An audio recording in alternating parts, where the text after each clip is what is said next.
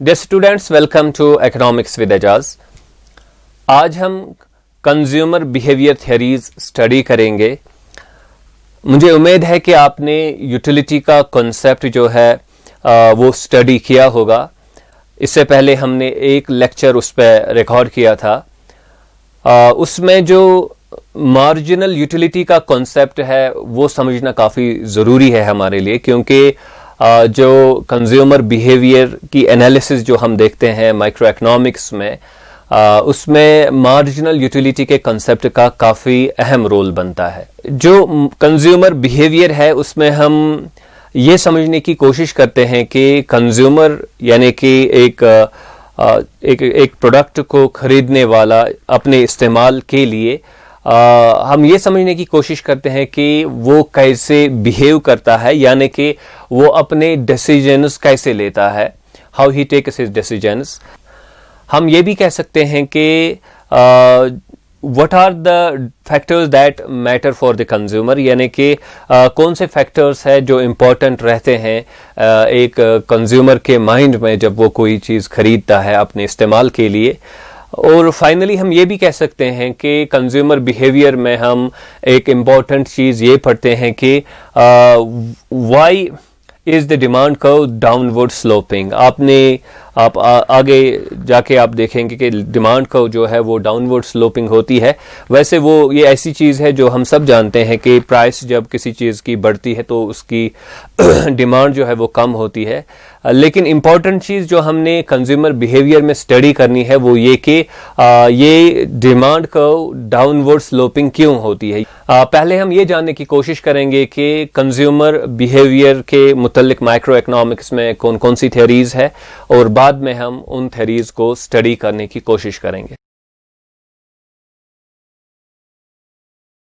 देखिए, कंज्यूमर के बिहेवियर को स्टडी करने के लिए हमारे पास बुनियादी तौर 3 थ्योरीज है, जहां से हम बाद में लॉ ऑफ डिमांड डिराइव करते हैं और इसको एक्सप्लेन करते हैं, और उसमें फिर जो मुख्तलिफ चेंजेस हम देखते हैं उनको हम एक्सप्लेन करते हैं या वो चेंजेस हम डिराइव कर पाते हैं।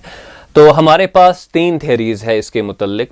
पहली है द कार्डिनल यूटिलिटी थ्योरी, दूसरी है द इंडिफरेंस कर्व एनालिसिस जो है या इंडिफरेंस कर्व थ्योरी है दूसरी, और तीसरी है द रिवील्ड प्रेफरेंस थ्योरी या रिवील्ड प्रेफरेंस हाइपोथेसिस।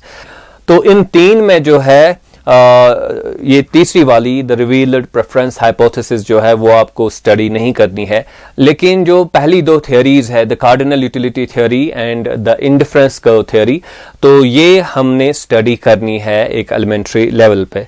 जो कॉम्पिटिटिव एग्जाम्स है उनमें भी आजकल इंडिफरेंस कर्व थ्योरी जो है वो उसके बारे में पूछा जाता है। तो ये 2 थ्योरीज हमारे लिए इम्पोर्टेंट है, इनको हमने स्टडी करना है। तो आज हम कार्डिनल यूटिलिटी थ्योरी जो है वो हम स्टडी करने की कोशिश करेंगे। हम ये देखने की कोशिश करेंगे पहले कि इसकी असम्पशंस क्या है, फिर ये थ्योरी क्या है, यानी कि किस तरह हम जो है लॉ ऑफ डिमांड इससे डिराइव करते हैं, और बाद में हम ये देखने की कोशिश करेंगे कि इसकी लिमिटेशंस क्या है। सो लेट अस बिगिन।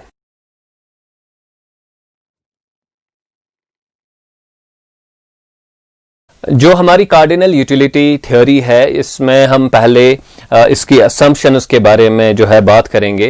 असम्पशंस वो ख्याल या गुमान आप इसको कह सकते हैं, वो तस्वुरात आप इनको कह सकते हैं, जो एक थ्योरी के पीछे होते हैं, इन द बैकग्राउंड जो होते हैं, बिहाइंड द कर्टेन्स जो होते हैं, और जिनकी बुनियाद पर हम बाद में जो है कोई कंक्लूजन डिराइव कर सकते हैं। ये जो हमारे असम्पशंस है इनकी बुनियाद पर एनालिसिस होगी, और फिर एनालिसिस की बुनियाद पर हम किसी कंक्लूजन पे पहुंचेंगे। तो let us take this assumptions, और जब हम असम्पशंस डिस्कस करेंगे तो आपको ये बात समझ आ जाएगी कि हम ये असम्पशंस क्यों कर ज़रूरी होते हैं और या इनका मतलब क्या है। देखिए, पहली चीज़ जो हम तस्वुर करते हैं एक कंज्यूमर के बारे में वो ये है कि एक कंज्यूमर इकोनॉमिक्स में रैशनल तस्वुर किया जाता है। तो रैशनैलिटी पे मेरा एक वीडियो है जहां पे मैंने बड़े तफसील से रैशनैलिटी को डिस्कस किया है फ्रॉम एन इकोनॉमिक पर्सपेक्टिव, जो माइक्रो इकोनॉमिक्स में पर्टिकुलरली एक कंसेप्ट है रैशनैलिटी का। यहां पे बस मैं एक पॉइंट कहूंगा इसके बारे में जो आपको एक्सप्लेन करेगा कि रैशनैलिटी किसको कहते हैं। देखिए, रैशनैलिटी आमतौर पर हम कहते हैं दानिशमंदी को, अक्लमंदी को, लेकिन इकोनॉमिक्स में रैशनैलिटी का मतलब यह है कि अगर आपको कोई चीज सस्ती मिलेगी, जहां पे आपको ज्यादा सस्ती मिलेगी आप वहां से लाएंगे, या अगर किसी जगह आपको कोई चीज जो है, फॉर एग्जांपल एक जगह आपको वही बनाना केला जो है वो 60 रुपया एक दर्जन मिलता है, तो दूसरी जगह वही बनाना जो है आपको 50 रुपीज में एक दर्जन मिलता है, तो आप 50 वाले के पास जो है वो बनाना खरीदेंगे। क्यों? क्योंकि आप चाहते हैं कि आपका मैक्सिमम फायदा हो, या यूं कहिए कि आप चाहते हैं कि आपकी यूटिलिटी जो है, या यूं कहिए कि आपकी यूटिलिटी जो है वो इससे मैक्सिमाइज हो जाएगी। तो अगर आपकी कोशिश ये है कि आप अपनी यूटिलिटी मैक्सिमाइज करना चाहते हैं या फिर अपने प्रॉफिट्स मैक्सिमाइज करना चाहते हैं, तो उसको हम एक रैशनल बिहेवियर कहते हैं। तो जाहिर सी बात है, ये कोई मुश्किल बात नहीं है इस चीज को समझना। दूसरी जो हमारी असम्पशन है वो कार्डिनल यूटिलिटी की असम्पशन है।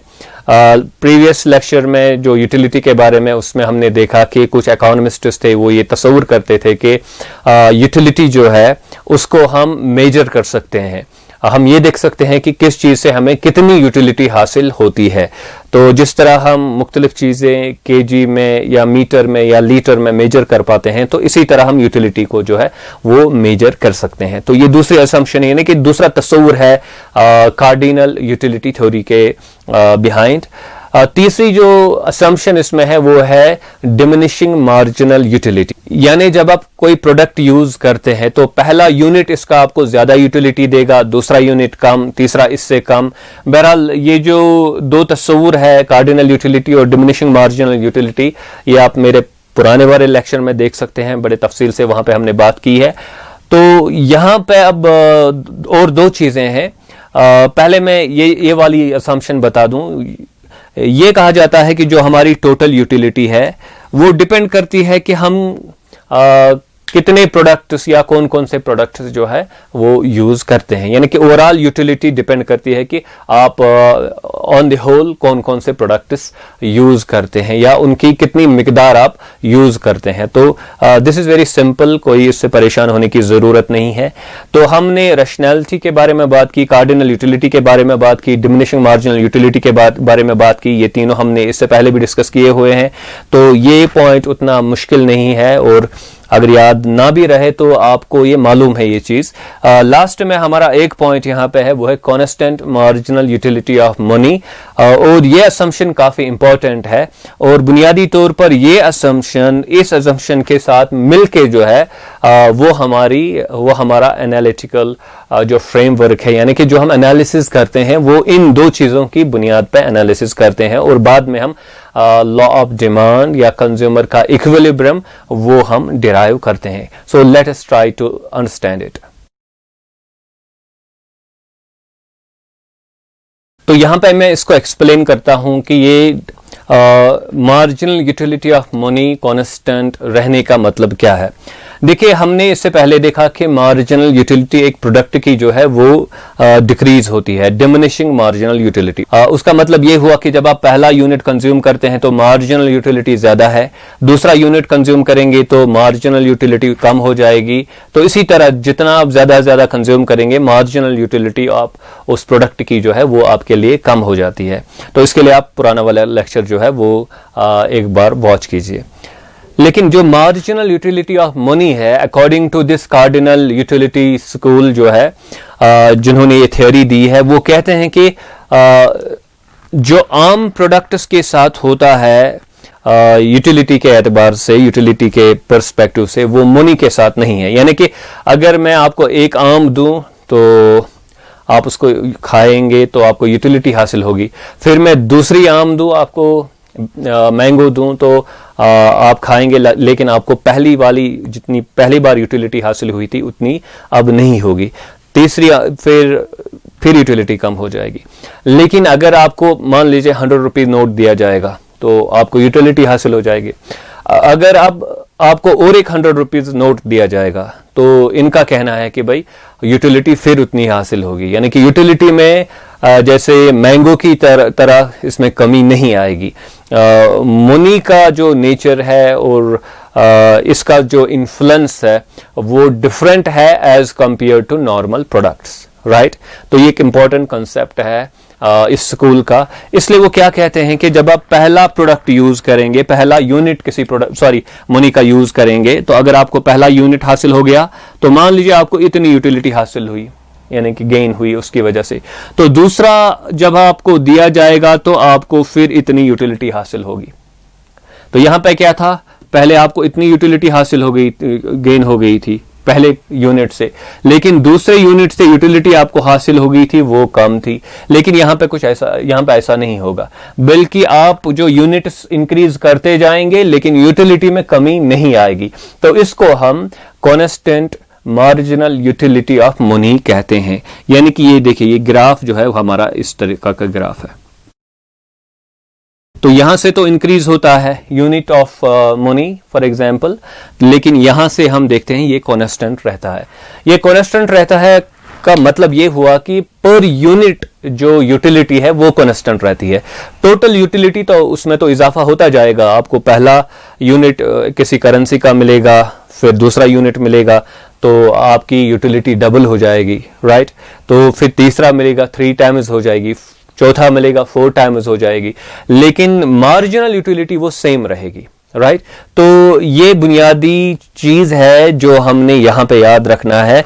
जैसे कि मैंने कहा कि जो एनालिसिस होती है वो इन 2 कर्व्स की बुनियाद पे होती है, क्योंकि हम पैसों से प्रोडक्ट्स खरीदते हैं और ये जो यूटिलिटी का डिफरेंट नेचर है, मार्जिनल यूटिलिटी का यहाँ पे और यहाँ पे, तो यही हमें ये समझाते हैं कि एक कंज्यूमर किस तरह एक इक्विलिब्रियम पोजीशन पे पहुंचता है। सो यहाँ पे बुनियादी तौर पर मैं ये कहना चाहता था कि मार्जिनल यूटिलिटी ऑफ मनी जो है वो कांस्टेंट रहती है, उसमें इजाफा नहीं होता है। एंड आई होप कि आप ये जो है अंडरस्टैंड कर सकते हैं।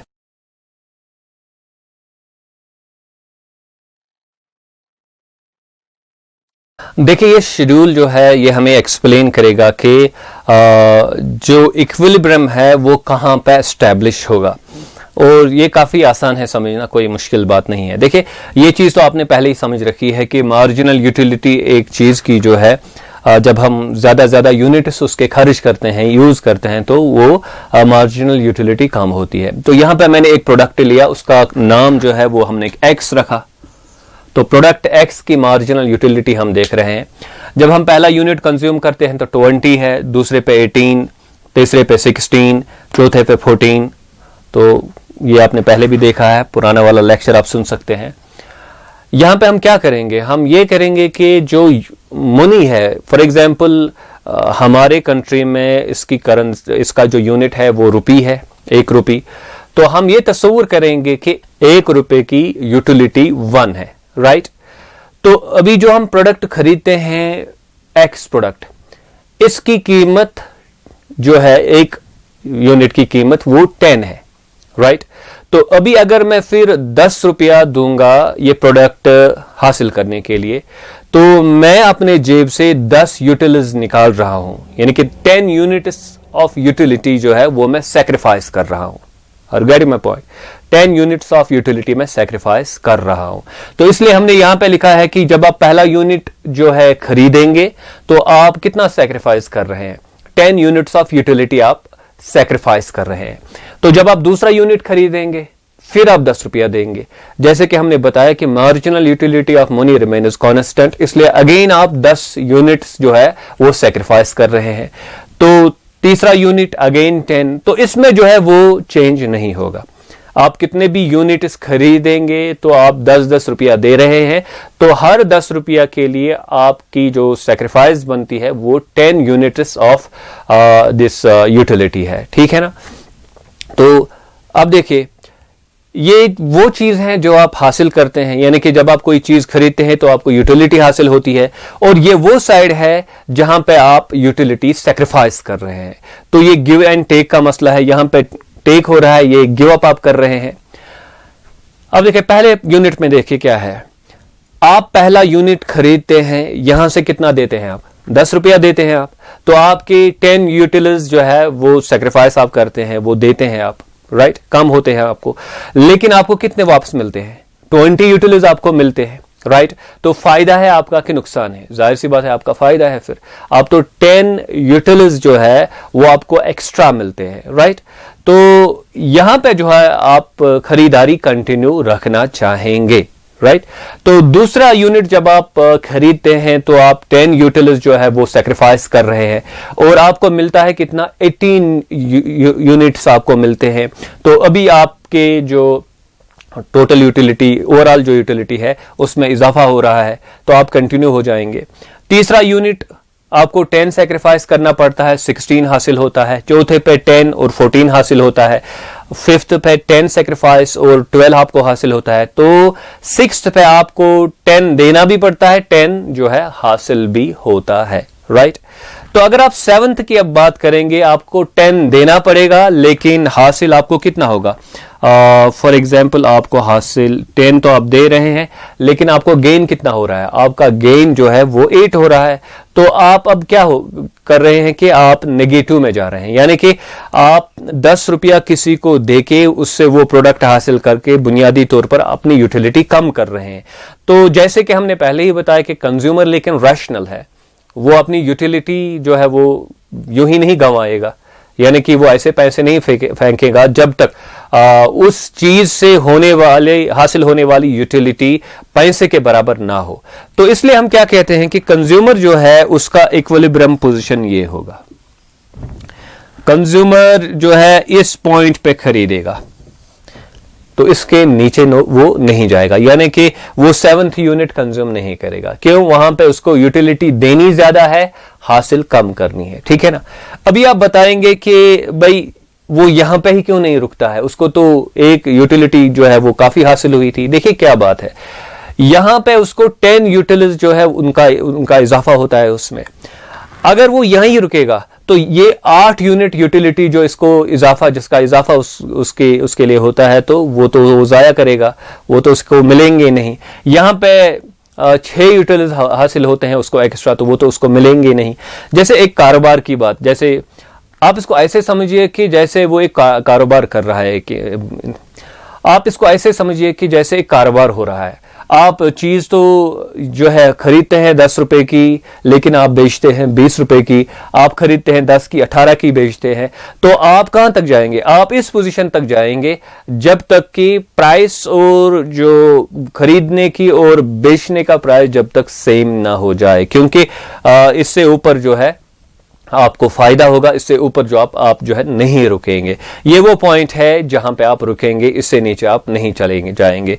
तो this is the point of equilibrium, this is the point of equilibrium. अच्छा, आप मुझे यहां पे ये बताइए कि यहां पे यूटिलिटी कितनी है, मार्जिनल यूटिलिटी वो 10 है, वो आप देख सकते हैं।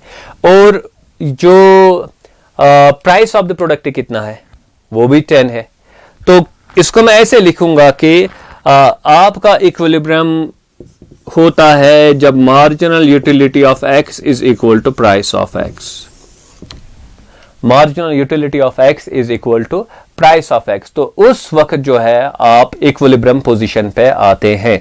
अब देखिए हमने ये यहाँ पे रूल बनाया, इसका डायग्राम बना सकते हैं, तो बड़ा अजीब लगता है, लेकिन मसला ये है कि ये हमारा बिहेवियर है, बस यहाँ पे इसको डिपिक्ट किया गया है, दिखाया गया है, otherwise it is not anything special और स्ट्रेंज। यहां पे मैंने और एक एग्जाम्पल ली, क्योंकि सिलेबस में कभी 2 कमोडिटी केस भी होता है, यानी हमने 2 कमोडिटीज का साइमल्टेनियसली बताना होता है कि अगर 2 कमोडिटीज होंगी और उनके प्राइसेस डिफरेंट होंगे तो फिर इक्विलिब्रियम कंज्यूमर के लिए कहां होगा। यहां तो हमने बताया कि इक्विलिब्रियम पोजीशन जो है एक कंज्यूमर की है, स्टेबल पोजीशन जो एक कंज्यूमर की है वो यहां पे है, इससे ऊपर भी वो नहीं रुकेगा, इससे नीचे भी नहीं वो चला जाएगा। तो यहां पे इसलिए हम और एक प्रोडक्ट लेते हैं, एग्जाम्पल ऑलमोस्ट सेम है, चलो प्रोडक्ट वाई इसको हम कहेंगे। तो यहां पे प्राइस ऑफ वाई है, अर्लियर एक्स था, प्राइस ऑफ एक्स कितना था 10 था, लेकिन अब कितना है, अब 20 है, इसलिए यहां से अब 20 होगा, क्योंकि एक यूनिट करेंसी की जो यूटिलिटी है वो हमने 1 रखी है, इसलिए 20 रुपीज की यूटिलिटी जो है वो 20 यूटिलिटीज है। यहां पे जो प्रोडक्ट है उसकी मार्जिनल यूटिलिटी हमने लिखी है, तो पहले यूनिट की यूटिलिटी मार्जिनल यूटिलिटी 40 है, फिर 36, 32, 28 so on and so fourth. तो यहां पे भी जो एनालिसिस है वो सेम रहेगा। हमने ये देखना होगा कि किस पॉइंट पे एक कंज्यूमर रुकेगा, उससे आगे वो अब खरीदारी नहीं करेगा, यानी कि कोई चीज की कंजप्शन नहीं करेगा। तो यहां पे 6th यूनिट पे marginal utility of y is 20 and marginal utility of the price is also 20, ठीक है ना। अभी अगर वो नीचे जाएगा और एक यूनिट, तो ये 60 होगा, ये 16 होगा, ये 20 होगा, दैट मीन्स कि इसको 4 यूनिट्स का घाटा देना होगा अगर ये और एक यूनिट 7th यूनिट जो है वो कंज्यूम करेगा। लेकिन कंज्यूमर ऐसा नहीं करेगा, क्यों? क्योंकि कंज्यूमर हम समझते हैं कि वो रैशनल है, वो जानबूझ के अपना नुकसान नहीं करेगा, ठीक है ना। तो यहां पे भी हम लिख सकते हैं कि marginal utility of y is equal to price of y. तो ये तो कंज्यूमर का जो है वो इक्विलिब्रियम पोजीशन है।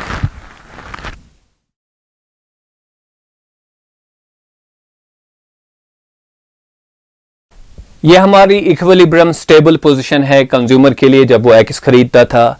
Marginal utility of x is equal to price of x, marginal utility of y is equal to price of y. लेकिन अगर हम दोनों प्रोडक्ट्स क्लब करेंगे तो ये हमारी इक्विलिब्रियम पोजीशन बनती है। Marginal utility of x divide by price of x, marginal utility of y divide by price of y, तो ये बराबर होते हैं। वो कैसे? देखिए यहां पे क्या है 10/10 और यहां पे है 20/20, राइट। 10/10 20/20, तो ये 1 हमारा वैल्यू आता है, तो ये सेम है। तो जब पोजीशन ऐसी होगी एक कंज्यूमर के लिए कि ये दो उसके लिए इक्वल हो जाएंगे तो वो एक स्टेबल पोजीशन में होगा, राइट। तो ये हमारी इक्विलिब्रियम पोजीशन है एक कंज्यूमर के लिए। तो अगर इससे फर्दर ये हम पे आपको याद नहीं रहता या कंफ्यूजिंग लगता है तो आप जो है वो क्वेश्चन पूछिएगा, तो मैं अलग से ये दिखाऊंगा कि ये क्यों कर जो है एक इक्विलिब्रियम पोजीशन है।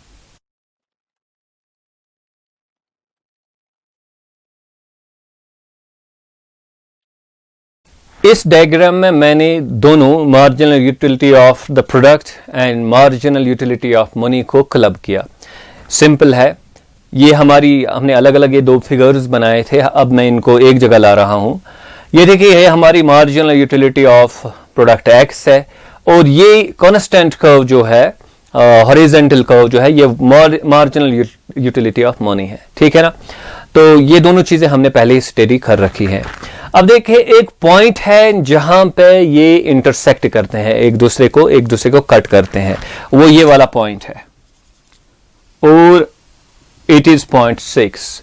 अभी हमने देखा कि हमारे जो हमने शेड्यूल बनाया वहां पे 6 यूनिट्स पे कंज्यूमर जो है वो रुकता है, वो उसका इक्विलिब्रियम होता है और इसके नीचे अगर वो चला जाएगा तो उसका नुकसान होगा। लेकिन इसके ऊपर जो है पोजीशन है वहां पे उसके लिए वो फायदा है, अगर वो पहले ही रुकेगा तो वो फायदा उसको हासिल नहीं होगा। तो ये हमारा इक्विलिब्रियम है एक कंज्यूमर के लिए। This is the equilibrium position, ये पॉइंट है। अब इस पॉइंट पे क्या है, marginal utility of x is equal to price of x और is equal to marginal utility of m, right. तो प्राइस ऑफ एक्स इसको हमने क्यों लिया, क्योंकि हम ये तस्वीर करते हैं कि 1 रुपया करेंसी, 1 रुपया जो यूनिट है करेंसी का उसका एक यूटिलिटी है, इसलिए मनी और marginal utility of money same हमारे लिए है। मनी और मार्जिनल यूटिलिटी ऑफ मनी हमारे लिए सेम है, क्योंकि एक unit of currency is equal to 1 unit of utility. 2 units of currency equal to 2 units of utility. तो सेम हुए ना, तो ये हमारा इक्विलिब्रियम यहाँ पे बनता है, ठीक है ना। तो this is equilibrium position for us. इस एनालिसिस में जो लास्ट पॉइंट हमने समझना है वो है डिमांड कर्व। देखिए ये बस एक इक्विलिब्रियम है, डिमांड कर्व अभी हमने डिराइव नहीं की। तो फाइनल जो पॉइंट यहां पे है वो ये कि हम डिमांड कर्व कैसे डिराइव करेंगे on the basis of this analysis. अब देखिए ये काफी सिंपल है।